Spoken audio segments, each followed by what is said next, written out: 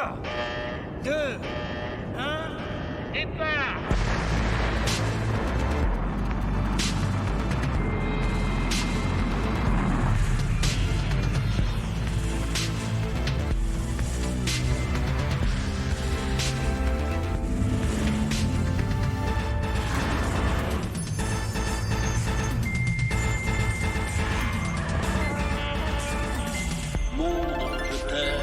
Et pour preuve, je t'embrasse le bouquet des chairs.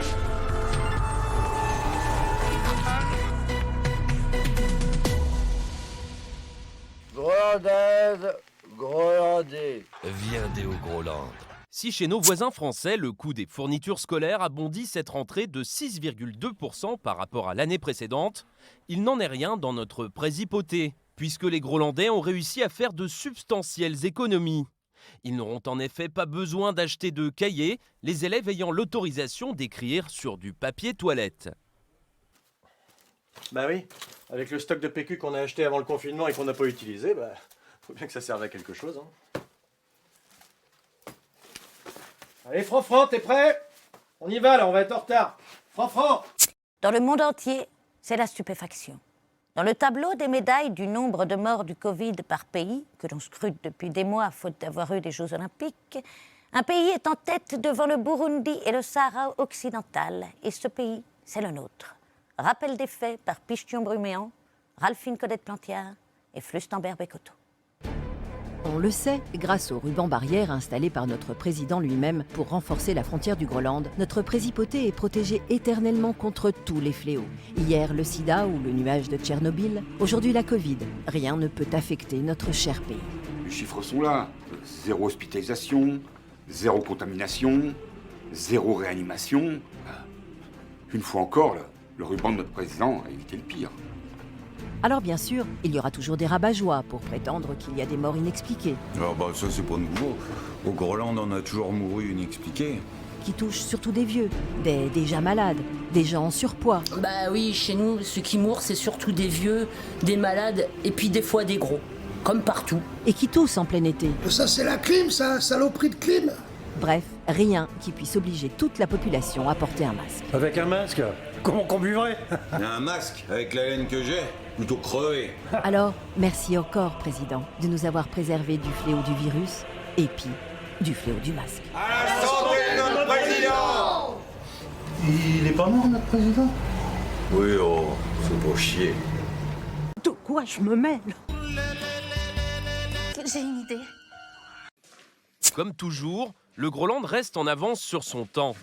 En matière de sécurité, par exemple, contrairement à Beyrouth, le nitrate d'ammonium n'est jamais stocké en grande quantité dans des entrepôts.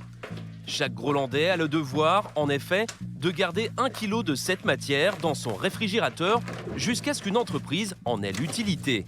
Après quoi, un nouveau kilo remplace l'ancien. À ce jour, le Groland n'a connu qu'un accident. Mais il faut dire que mettre son frigo à côté de sa chaudière, dans sa cave, faut être un peu con.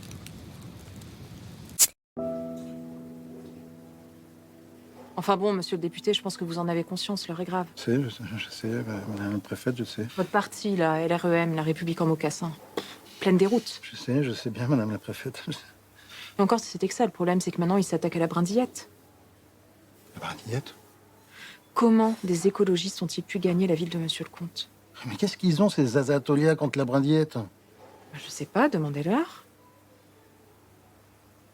Il se raconte qu'on aurait trouvé dans la composition de la brindillette un petit peu d'amiante liquide contre les brûlures d'estomac et une lichette de glyphosate pour le petit goût amer.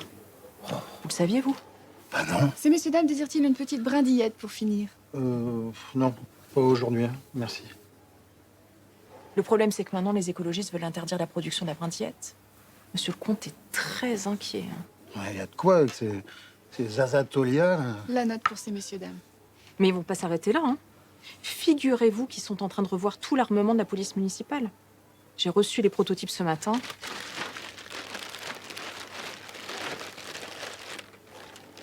Regardez-moi ça. C'est censé remplacer les matraques, ça. Pour favoriser les circuits courts, qu'ils disent. Et c'est pareil pour les menottes, hein. C'est fini, l'acier. Le raffia. Pour le recyclage. Et encore, j'attends leur projet de taser solaire. On marche sur la tête. Hein. Comment voulez-vous qu'on arrive à blesser grièvement des gilets jaunes avec ça? La République est en danger, monsieur le député. Comment est-ce que vous avez réussi à faire élire une bande de binoclards en sandalettes? Vous voulez que je vous dise? Vous êtes un bon à rien. Mais vous et vos collègues, hein, tous. Madame, je ne me laisserai pas insulter de la sorte. Voilà ce qui arrive quand on exige la parité, cette foutue parité. Jamais un homme ne m'aurait parlé de cette façon. Au revoir! Ça va, monsieur le député? Ouais, très bien. Vous savez, depuis qu'ils nous ont supprimé l'enveloppe parlementaire, qu'est-ce qu'il faut pas faire pour pas payer l'addition?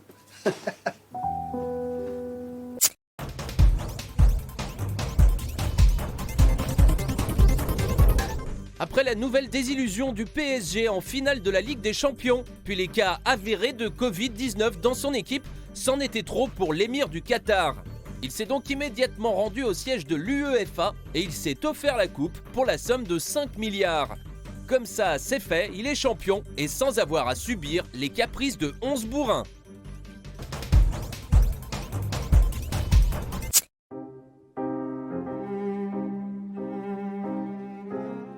Le monde a peur.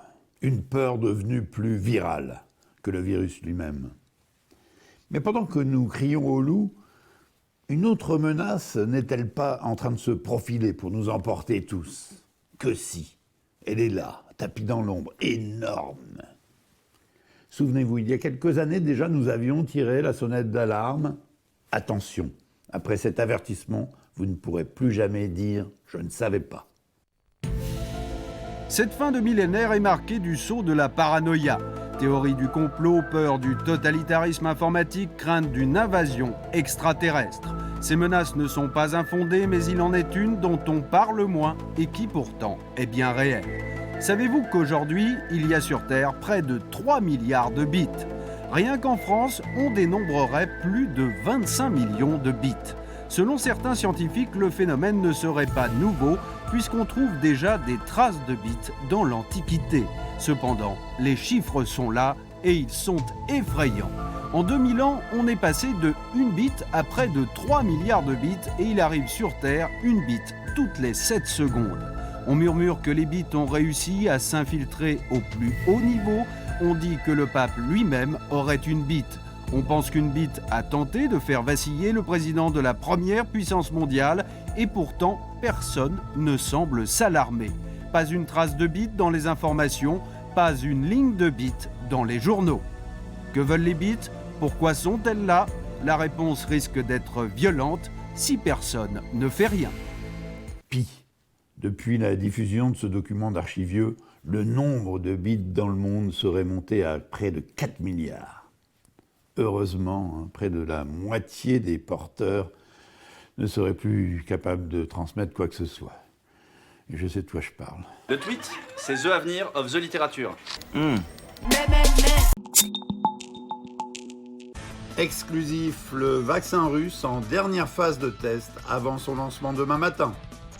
Attention, après 6 mois sans festival, des intermittents du spectacle commencent à rouiller.